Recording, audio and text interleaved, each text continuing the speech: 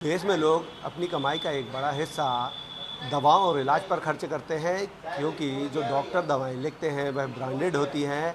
ऐसे में डॉक्टरों की फीस से ज़्यादा पैसा दवाओं पर खर्च होता है।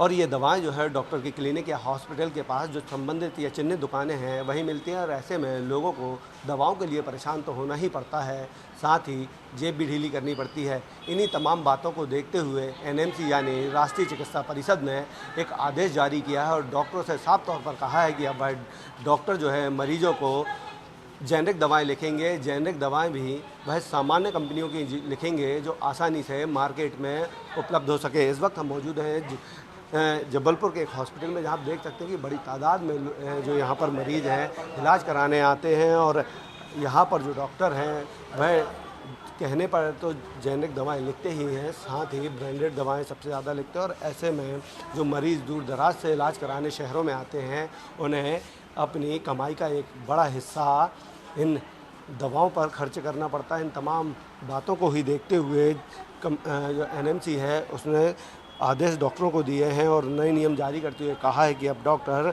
नियमों के मुताबिक जेनरिक दवाएं उन्हें लिखनी होगी, क्योंकि एनएमसी ने सभी डॉक्टरों को जेनरिक दवाएं लिखना अनिवार्य कर दिया है। एनएमसी ने अपने जारी आदेश में साफ तौर पर कहा है कि ऐसा ना करने वाले डॉक्टर पर कार्रवाई भी होगी। यहाँ तक कि प्रैक्टिस करने का उनका लाइसेंस भी कुछ समय के लिए एनएमसी सस्पेंड कर सकता है। राष्ट्रीय चिकित्सा आयोग के रजिस्टर्ड मेडिकल प्रैक्टिशनर के प्रोफेशनल कंडक्ट के से संबंधित नियम में डॉक्टर से ब्रांडेड जेनरिक दवाएं लिखने से बचने के लिए कहा है। एनएमसी का कहना है कि जेनरिक दवाएं ब्रांडेड दवाओं की तुलना में 30 से लेकर 80% तक सस्ती होती हैं। ऐसे में यदि डॉक्टर जेनरिक दवाएं लिखेंगे तो जो आम लोग हैं उस पर उनका जो बर्डन है या जो आर्थिक भार पड़ता है वह नहीं पड़ेगा, और जो मरीज़ है उन्हें भी इस दवाओं का उतना ही असर होगा, आर्थिक क्षति भी नहीं होगी, और दवाएं जितनी ब्रांडेड काम करती हैं उतनी ही जेनरिक काम करेंगी।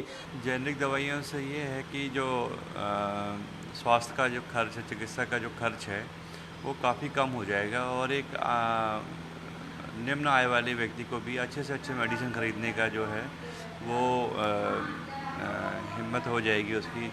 जैसे क्या है कि अगर ब्रांडेड दवाई लेते हैं तो वो एक आम इंसान के लिए बहुत कठिन होता है उसको परचेज़ करना।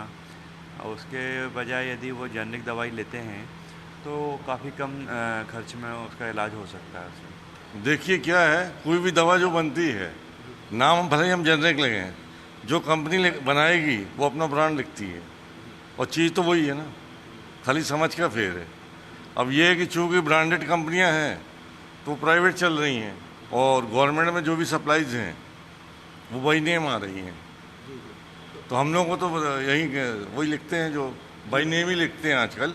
हालांकि डॉक्टरों का भी मानना है कि जो एनएमसी का आदेश है वह लोगों के सहूलियत वाला है, लोगों को राहत देने वाला है, इसलिए अब डॉक्टर भी कोशिश करेंगे कि जो जेनरिक दवाएं हैं वह ऐसी जेनरिक दवाएं लिखे जो आसानी से बाज़ार में उपलब्ध हो सके। क्योंकि जो सरकारी अगर हॉस्पिटल की बात करें तो सरकारी हॉस्पिटल में आने वाले मरीजों को अस्पताल से ही दवाएं आसानी से उपलब्ध कराई जाती हैं, उन्हें बाज़ार से नहीं खरीदना पड़ता है। लेकिन जब यही मरीज़ अगर प्राइवेट में डॉक्टर को दिखाने उनकी क्लिनिक में जाते हैं या हॉस्पिटल में जाते हैं तो ऐसे में उन्हें ये दवाएं बाज़ार से ख़रीदनी पड़ती हैं, जिनकी कीमतें काफ़ी ज़्यादा होती हैं। ऐसे में इन तमाम परेशानियों को देखते हुए मरीजों को राहत देने एनएमसी ने नया आदेश जारी किया है, और आदेश का पालन करने के लिए साफ तौर पर उन्होंने डॉक्टरों से कहा है कि अगर डॉक्टर जेनरिक दवाएं नहीं लिखेंगे तो उन्हें मजबूरन कार्रवाई करनी पड़ेगी, और डॉक्टर का जो लाइसेंस है वह सस्पेंड करना पड़ेगा। अब देखना होगा कि एनएमसी का ये आदेश